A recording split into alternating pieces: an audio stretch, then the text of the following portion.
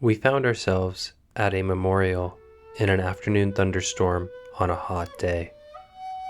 Most visitors took shelter inside.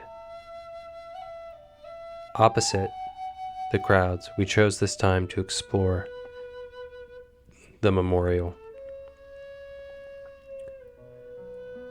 The names grow higher the further you walk down, and when you touch the stone, you feel the name and the heat of the rock behind where it's been carved. For me, this felt like I was connecting with the spirits of the people who died in this war.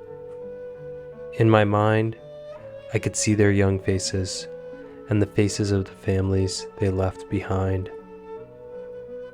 I could imagine the crushing grief mothers and fathers must have felt at the loss of their young children. With these thoughts, tears flowed down my face. My tears mixed with the summer rain. Slowly it stopped, and slowly I let go of this dark spot in American history.